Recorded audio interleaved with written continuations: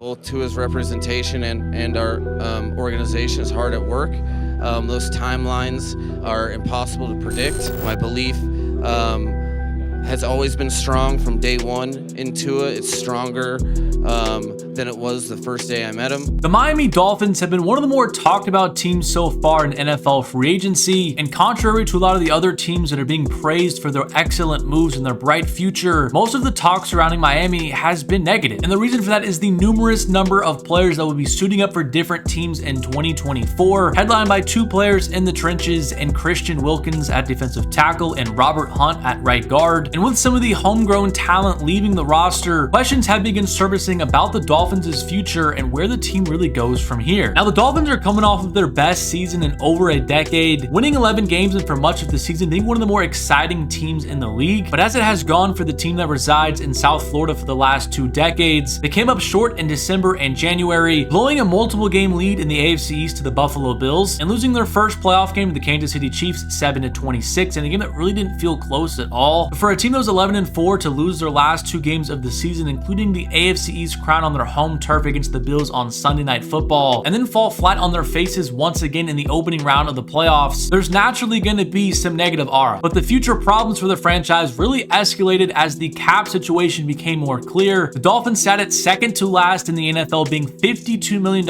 over the salary cap, and we're going to have to purge their roster and likely move on from some of those key players that I mentioned earlier to become cap compliant by the March 13th deadline. And I already mentioned Christian Wilkins and Robert Hunt as the 2 big fishes on the Dolphins roster that will be playing for new teams next year. But I didn't even mention Xavier Howard, Andrew Van Ginkel, Brandon Jones, Jerome Baker, Emmanuel Ogbah, and Keon Crossan, which is around 4 other players that had key roles on the Dolphins defense from just a season ago. You combine that with the fact that their left guard and Isaiah Wynn and their center Connor Williams are also on the free agent market. The Dolphins entered free agency with a lot of holes to fill, with not a lot of draft capital, only having 6 selections and absolutely no money to fill them. But after restructuring the contracts of Jalen Ramsey and a couple other veterans on the team, the Dolphins finally were able to get cap compliant and made a few veteran acquisitions in the past couple of days to fill some of those holes. Aaron Brewer from the Tennessee Titans was brought in to be their new center. He signed a 3-year deal worth around $21 million, and this has been a pretty controversial signing. Brewer is a very undersized center at 6'1", but that lack of size also makes him a very mobile player to get up to the second level in the run game very efficiently. But where he has struggled is being an anchor in the pass protection. So part of that is when you have a smaller quarterback like Tua who has dealt with some injury concerns in the past, you would want the guy that is blocking directly in front of him to be a poor pass protector. But the counterpoint to that argument would be the Dolphins' offensive scheme and Tua's quick release. Most of the time he's getting passes out within 2.5 seconds anyway. So I think the Dolphins viewed Brewer as an upgrade in the running game and not really a huge liability in the passing attack, since he doesn't have to hold up that long anyway. Another offensive move was signing Jonnu Smith, a former tight end of the Titans, Falcons, and New England Patriots. And this was actually one of the first moves of free agency. They gave him a 2-year deal worth around $10 million. And I actually really do like this move for the Dolphins offense, as they have been desperately looking for a third option in the passing game. We obviously know about Tyreek Hill and Jalen Waddle as one of the best wide receiver duos in the sport, but they haven't been able to find that third reliable target when either Waddle or Hill is banged up, or just someone to provide another layer to the offense. So I think Jonnu Smith is actually a really nice fit in the Dolphins offense because he's very good after the catch. He's known for taking screens and short yardage plays for long touchdowns, and we've seen how creative Mike McDaniel gets with scheming up plays and getting his playmakers into space, and I think he's going to do that effectively with Jonnu Smith and turn him into a very solid option for the Dolphins offense. Defensively, the Dolphins really wanted to focus on their linebacking core. Their biggest signing so far was Jordan Brooks, the former inside linebacker for the Seattle Seahawks, giving him a 3-year deal worth $30 million to be Jerome Baker's replacement. I think this is personally good value for Brooks, who's a former first-round pick. In his 4 NFL seasons, he has 513 tackles, and I think he will continue to be productive for the Dolphins. The defense also desperately needed a pass rusher due to the injuries of Bradley Chubb and Jalen Phillips. Chubb off of an ACL injury and Phillips off an Achilles tear. It's unknown how quickly either of those players are going to be able to step in and play when the season begins. So they gave Shaquille Barrett a 1-year deal worth around $9 million. And I think the plan for him is to be the main pass rusher until both of their stars can come back healthy and be able to produce. And the only other addition the Dolphins have made so far is another defensive acquisition, getting a safety safety in Jordan Poyer from the Buffalo Bills. I mentioned the loss of Brandon Jones, but their other safety who played a lot last year, and Deshaun Elliott, is a free agent, and it seems like he's not going to be brought back. Poyer, who is entering his age 33 season and had some injuries over the past 2 years, he'll be a good fit with the Dolphins' free safety in Javon Holland, who is a rising star in the league. But despite all of these moves being made, it still feels like the Dolphins are taking a step back compared to where they were last year in terms of roster talent. And the main reason for that is their F them picks mantra the last few years, trading for Bradley Chubb, trading for Jalen Ramsey, trading for Tyreek Hill, giving up draft capital for star players and paying them massive contracts. It catches up to you after a while, and the Dolphins are kind of feeling the ramifications of those moves now. But I think what's making the situation even worse is that the Dolphins organization is forecasting for a massive extension for their quarterback in Tua Tagovailoa in just a couple of months. Tua is entering his 5th year in the NFL and is currently set to play on his 5th year option, which is around $20 million. And he's been a huge debate in the media the last several months if the Dolphins should pay him a huge contract, or if they should ride out the 5th year option, or what they should do at the quarterback position. And a couple of months ago, I made a video on both sides of the argument and really where I stand in terms of giving Tua a long-term deal. But we've gotten several new reports regarding Tua and his contract extension and how it is probably going to happen at some point this offseason. Jeremy Fowler of ESPN reported the Dolphins appear dedicated to inking their Pro Bowl quarterback to an extension sooner rather than later. Another reporter that covered the team for several years, and Armando Salguero, said a league source said the complex deal is nowhere near completion, but when it gets done, it will easily put Tagovailoa in the $50 million plus per year club that only 4 other NFL players, all quarterbacks, currently belong. According to Spotrack's breakdown, which goes over contracts regarding teams and the salary cap, Tua is projected to make $220 million during a 4-year period. $105 million of that money will be fully guaranteed at signing, and $165 of it will be guaranteed through the 2027 season. And if that speculation was not enough, the Dolphins general manager Chris Grier also spoke about Tua and his contract situation during the combine. He said, "We're strong believers in him. Just in the 2 years of what he's done, he's grown in areas. He's led the league in passing, and he did great things this year. We all feel there's still another level where he can take it." And Grier went on to say, "I think the way he's attacked this and wants to be great, and the combination of Coach Mike McDaniel and working with that, and that trust and belief in each other, we think there's still another level he can go." So all signs are pointing towards a Tua Tagovailoa extension this offseason, and I personally think this would be a mistake for the Dolphins franchise and something that could set the team back for several years. I've been pretty adamant stating that Tua is a good quarterback and not a great quarterback. I think he belongs in the tier of the Jared Goffs, the Kirk Cousins, the Dak Prescotts, those types of players that are good enough to have your team in the playoffs and compete year in and year out. But they're also not the type of player that will get you over the hump and ultimately where you really want to be, which is hoisting the Lombardi Trophy. Tua's numbers in back-to-back seasons have looked fairly good, but I do think in an offense with Tyreek Hill and Jalen Waddle and Mike McDaniel drawing up plays, that there's a good amount of quarterbacks that can execute the offense and put up good numbers as well. And while Tua does have some positive traits like his anticipation, his accuracy, his quick release, his timing, he still has a lot of really big limitations that the Dolphins organization and head coach Mike McDaniel had to build around. He cannot throw outside of the numbers consistently. He cannot make off-platform throws. He cannot play off script. He does not have great athleticism to run around and pick up first downs or even extend plays. And we've seen now for 2 straight years under McDaniel and this offense, when he gets to late December and early January and defenses really hunker down on what the Dolphins are doing offensively, meaning they shut down the middle of the field and make Tua process very quickly, the Dolphins offense has been fairly easy to stop. And Tua improving it better at some of these areas and become a top echelon quarterback? Well, Chris Grier and Mike McDaniel believe so. So I'm not going to sit here and deny that possibility. But from my point of view, I just don't understand paying a huge premium price for a quarterback that has not shown he can be that level of player. So I think it would be wise for the Dolphins to play out the 5th year and reevaluate things after the season. Tua takes another step and balls out late in the season and even in the playoffs, then pay him and make him one of the highest paid quarterbacks in the league. But if he falls short late in the season once again and his limitations are very apparent, then you have your answer and you start looking for other solutions to potentially upgrade the position. I just don't understand the Miami Dolphins organization rushing to get this contract extension done. The original rationale is that they were going to sign Tua to create cap space this year to bring in more free agents, but the majority of the high-end free agents have already been signed, and the expectation from all of these reports is that this extension could take well into the summer to get finalized. The Dolphins will not get any major benefits in lessening Tua's cap hit this year because the roster will practically be finalized by the time this extension is signed. And to go back to what I mentioned earlier in this video, the Dolphins had to get rid of a bunch of their own players this offseason to ensure they had enough cap space to function as a team. A Tua extension and a $45+ million cap hit a season is only going to make that tougher. And it's very likely that we saw the best team that the Dolphins will be able to surround Tua with in 2023, and the ceiling of that team was a first-round playoff exit and not even a division winner. So I don't exactly understand what the Dolphins front office is doing right now and really the direction that they're headed in. Their free agency so far far has been okay, getting good value players to patch up the roster, but I think this signals something bigger, a new Tua contract on the horizon, and I do not think it bodes well for the team in South Beach. But I want to know what you think about Tua Tagovailoa and the Miami Dolphins. Do you think it's smart for the team to pay him before next season begins? Or do you agree with me and think playing out the fifth-year option, reassessing things at the end of next year is the best route to go? But subscribe to the channel if you are new, drop a like on the video if you did enjoy it, and as always, thank you so much for watching, and I'll catch you guys in my next one.